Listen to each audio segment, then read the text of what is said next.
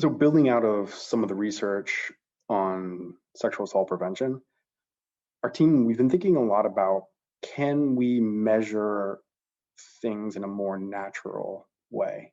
So a lot of questions when you're talking about behaviors, ask people to answer yes or no questions or on a scale.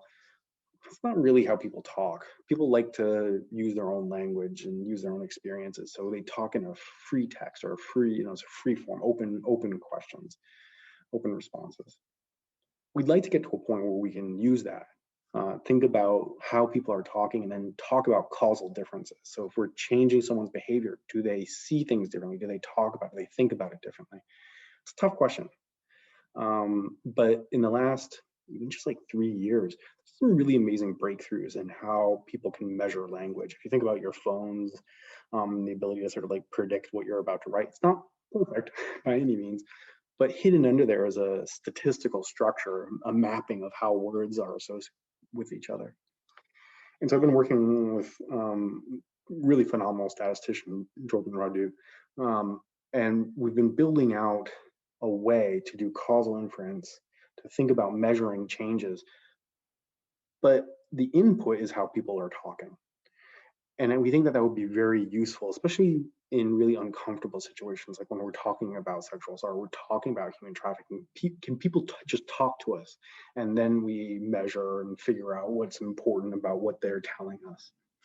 And so we're close. I think we're going to be putting out a paper in the next couple, weeks that's going to have some real impact. But on top of that, as we started to really get at this, I'm very, very excited because we had to think very carefully about machine learning. So machine learning is a very hot topic inside of statistics, inside of business, inside of computer science. And that's because like machine learning has had huge wins. It's been able to develop and do amazing, extraordinary, like unbelievable things. And how did it achieve that? I think it's a really interesting question that not a lot of people are answering, which is, how did machine learning accomplish all these amazing wins?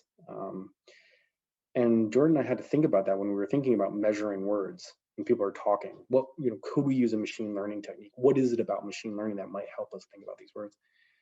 And I think this is kind of exciting, but it's also a little scary. I think we recognize that there's a new style of thinking with data that isn't getting talked about.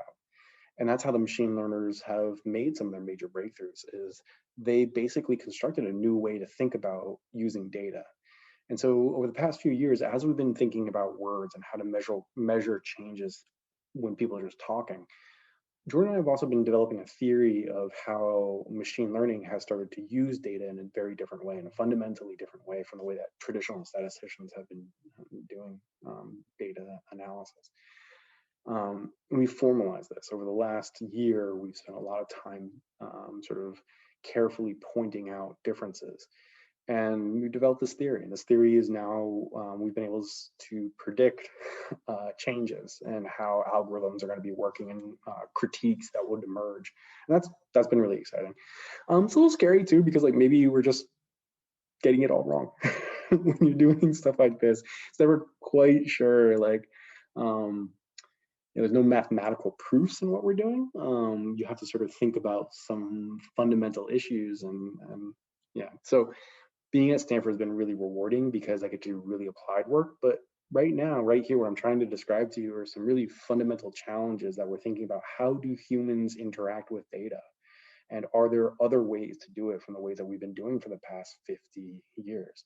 And yeah, I think so. I think there's very creative people who in the last 10, 20 years have developed new ways of thinking and interacting with data. It's not even clear if everybody understands that there's been this major breakthrough, because it certainly hasn't been written about in literature.